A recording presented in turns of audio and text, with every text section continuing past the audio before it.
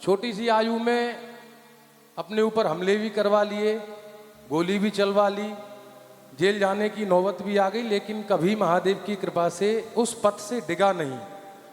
क्यों नहीं डिगा उसके बारे में आपको बताता हूं। आप सोचिए कि संभाजी महाराज को जब उस मुगल आक्रांता ने, धर्मांधता से परिपूर्ण औरंगजेब ने अपनी पूरी ताकत लगा ली, आप सोचिए 20 नाखून निकाल लिए, पूरे शरीर की खाल निकाल ली, उसमें नमक भर दिया, और जब भी उसकी आत्मा तृप्त नहीं हुई तो गर्म सलाखें आंखों में डाल दी, फिर भी वो हिंदू धर्म से उन्हें च्युत नहीं करवा पाया था। कारण यही कि वो एकनाथ लिंग जी महादेव की कृपा, वो तुलजा भवानी की कृपा, वो उनकी दादी माँ की जो उनकी परवरिश जो हुई थी वो भी माता जीजाबाई ने की थी, यानी कि संभाजी महाराज की दादी माँ। तो ऐसे ही आप में से जो जब जीजाबाई बनेंगी, आप में से ही कोई माता पन्नाधाय बनेंगी, आप में से ही कोई माता जब झांसी की रानी बनेगी, तभी इन बच्चों का चरित्र निर्माण होगा। मैं तो ये प्रयास करता हूं कि अब राम कथा और भागवत कथा बहुत होती है, अब कुछ ऐसे युवा निकले जो राष्ट्र कथा करें। राम कथा महाराज जी कर रहे हैं, और सारे हमारे गुरुदेव कर रहे हैं, और पूज्य चरण कर रहे हैं, लेकिन राष्ट्र कथा कौन करेगा? इस राष्ट्र की उस महान गाथा को क्यों बच्चों को नहीं बताया जाता है? आज ये बच्चे, मुझे कष्ट होता है कि छोटी छोटी बिटियां, इतनी छोटी छोटी बच्ची जिनको हम कभी नहीं देखना चाहते हैं, जिस स्थिति में वो नृत्य कर रही हैं। जो संघ में रहते भैया हमारे बंटी महाराज खूब इतिहास का अध्ययन करते हैं, खूब महापुरुषों को पढ़ते हैं, सुनते हैं, समझते हैं, तो उनका भी भाव है और हमारा भी भाव है कि वो कुछ आज छत्रपति शिवाजी महाराज के बारे में और संभाजी महाराज के बारे में कुछ अपने हृदय के भाव रखेंगे। ये तो हमसे बोले गुरुजी आप बोल देना, मैं कहा मैं क्यों नहीं थे ही बोलूँ। तो 10 मिनट का समय हम आपको दे रहे हैं, आप इधर आ जाओ, तो आप लोग ध्यान दे के बात सुनना महाराज, और ख़ास तौर से युवा वर्ग, जो युवा वर्ग है हमारा, वो खूब ध्यान दे करके इस बात को सुने, और ये बात जन जन तक पहुंचनी चाहिए। आज हम लोग किस काम में लगे हुए हैं, आजकल के बच्चे कैसी कैसी रील बनाते हैं महाराज, और अपना समय खराब करते हैं। तो उनमें समय खराब करने से अच्छा है कि हमें अपने महापुरुषों के बारे में जानना चाहिए और अपने इतिहास के बारे में जानना चाहिए महाराज। तो 10 मिनट का समय, 15 मिनट का, तो जो भी गागर में सागर भरते हुए आप लोग बहुत ध्यान दे करके सुनना महाराज, बहुत ध्यान दे करके सुनिएगा, और खास तौर से युवा वर्ग जरूर ध्यान दे करके सुनिए।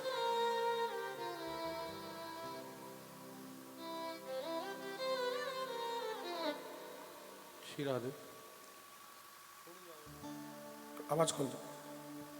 पहले एक बार सभी जोरदार जय घोष के साथ मेरी बात के साथ अपनी सहमति प्रदान करेंगे। उसके बाद मैं अपनी छोटी सी बात को रखूंगा, जिसे खास करके हमारी माताओं बहनों को और हमारे युवा साथियों को सुनना है। भारत माता की, भारत माता की, छत्रपति शिवाजी महाराज की, छत्रपति संभाजी महाराज की, वीर भूमि राजस्थान की। देखिए गुरुदेव भगवान की ये दया है, उनके सामने हम क्या ही बोलें, पर एक बात मेरे हृदय में ये आती है, इसलिए आती है कि मैं अपने परिवार का इकलौता बालक हूं, और अभी तक जो भी हमने राष्ट्र के लिए, सनातन के लिए, संस्कृति के लिए, हिंदुत्व के लिए जो किया है, वो हमारे गुरुदेव की ही कृपा से किया है और इन्हीं के सानिध्य में किया है। छोटी सी आयु में अपने ऊपर हमले भी करवा लिए, गोली भी चलवा ली, जेल जाने की नौबत भी आ गई, लेकिन कभी महादेव की कृपा से उस पथ से डिगा नहीं। क्यों नहीं डिगा उसके बारे में आपको बताता हूं। जिन महापुरुष की आज जन्म जयंती है, आप सोचिए 16 वर्ष की आयु का कोई बालक मुगल आक्रांताओं के समक्ष लड़ रहा है, उनके सामने जिनका ना कोई नीति में विश्वास है, ना नियम मानते हैं, ना संस्कार मानते हैं, ना उनके कोई भी किसी भी प्रकार की उनके यहाँ परिपाटी है जिसको माना जाए, क्योंकि हम तो उस संस्कृति के संवाहक हैं जहां युद्ध तब रोक दिया जाता है जब किसी के हाथ में शस्त्र नहीं होता है। तो मैं इस भाव को आपके समक्ष रखना चाहता हूं, खासकर कि हमारी माताओं बहनों से, कि आप में से ही किसी एक ने पन्ना धाय बन के महाराणा प्रताप को बनाया था, आप में से ही किसी एक ने जीजाबाई बनकर छत्रपति संभाजी महाराज के पिताजी को बनाया था, श्री छत्रपति शिवाजी महाराज। और आप में से ही किसी एक ने हमारी झांसी की रानी को, जननी को, उसको, हमारी माता को जो है पैदा किया था, उसे झांसी की रानी बनाया था। तो आज ऐसा क्या हो गया है कि हमारे बच्चे नग्नता फूहड़ता में फंस गए? ये हम सबके लिए बहुत कष्टदायी बात है। मुझे ये प्रतीत होता है, मुझे कभी कभी लगता है कि पूर्व जन्म में भी मैं इसी भूमि में जन्मा होऊंगा और कहीं युद्ध लड़के ही मरा होऊंगा, क्योंकि जब कान के बगल से गोली निकली थी, आप मेरे देखिए रोम खड़े हो गए, गुरुदेव को पता है। हमने एक मुहिम चलाई थी जिसमें, जैसे कि ये लोग बैठे हैं हमारे साथी भैया लोग, इस जगह मुसलमानों ने कब्जा कर लिया था हिंदू नामों से। आपके डूंगरगढ़ में भी बहुत मुसलमान हैं जो हिंदू नाम से आपके सुंदरकांड में आते हैं और आपको जानकारी नहीं है।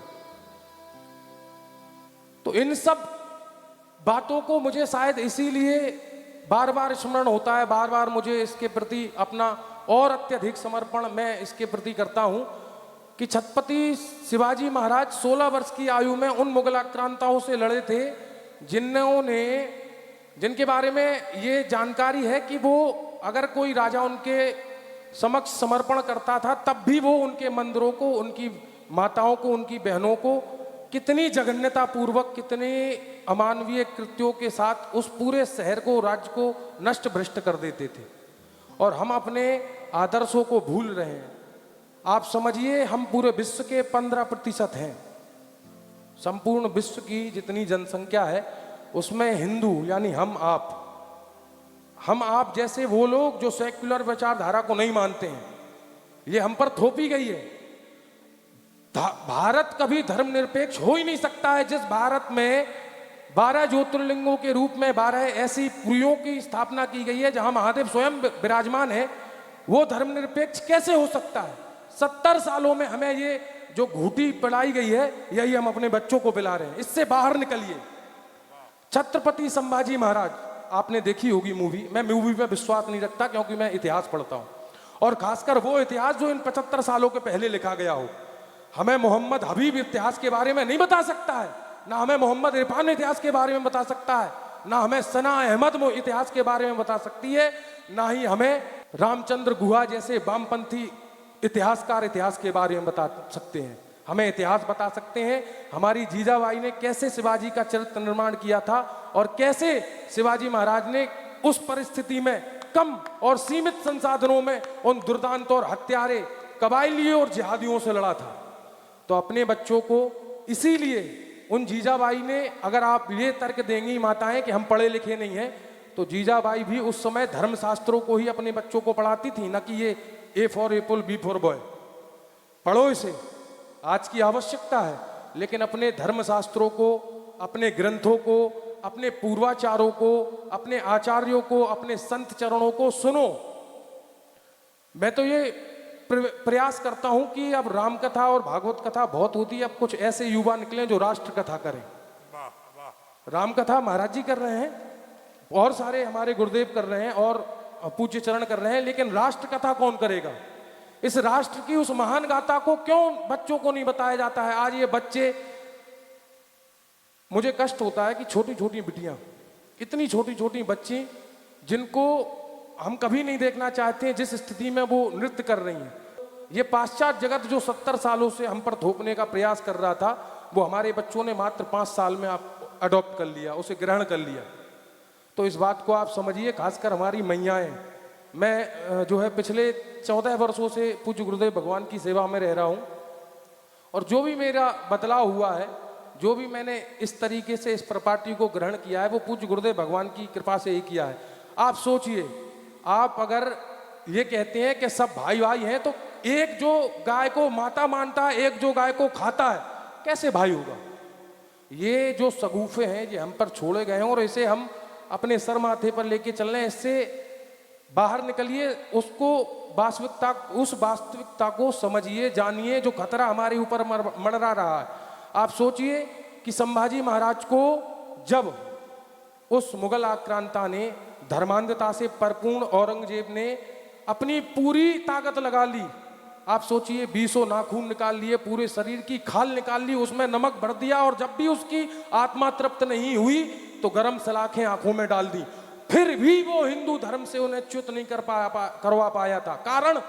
कारण यही कि वो एकनाथ लिंग जी महादेव की कृपा, वो तुलजा भवानी की कृपा, वो उनकी दादी माँ की जो उनकी परवरिश जो हुई थी वो भी माता जीजाबाई ने की थी, यानी कि संभाजी महाराज की दादी माँ। तो ऐसे ही आप में से जो जब जीजाबाई बनेंगी, आप में से ही कोई माता पन्नाधाय बनेंगी, आप में से ही कोई माता जब झांसी की रानी बनेगी, तभी इन बच्चों का चरित्र निर्माण होगा। कि शास्त्र कहते हैं अहो अमीशाम किम कारी शोभनम प्रसन्न एसाम सुतत स्वयं हरि। स्वयं देवता कह रहे हैं कि अरे इन सभी ने ऐसा कौन सा पुण्य कर्म किया है कि इन्हें भगवान ने प्रसन्न होकर मनुष्य जीवन दे दिया। और उसके उपरांत भारत के प्रांगण में निशु भारत आजरे, तो आप लोग अखंड महान हैं। आपके तो इस महानता की न तो देवता गाथा लिख सकते हैं, ना मैं, ना कोई, इस जगत में कोई नहीं कह सकता। इसलिए उस महान गौरवशाली परंपरा से अपने आप को अंगभूत होने पर अनुभूति करिए कि आप बहुत महान परंपरा से जुड़े हुए हैं और ईश्वर की महती कृपा है। इसलिए अपने हिंदुत्व और हिंदुस्तान के प्रति समर्पित रहिए। खासकर माताएं बहनें अपने बच्चों को रामचरितमानस की अवश्य सलाह दें, अन्यथा वृद्धाश्रम सबका प्रतीक्षा कर रहे हैं, हम हो या आप हो। एक बार जोरदार जय घोष के साथ मैं अपनी बात को रखूंगा। भारत माता की, भारत माता की, भारत माता की।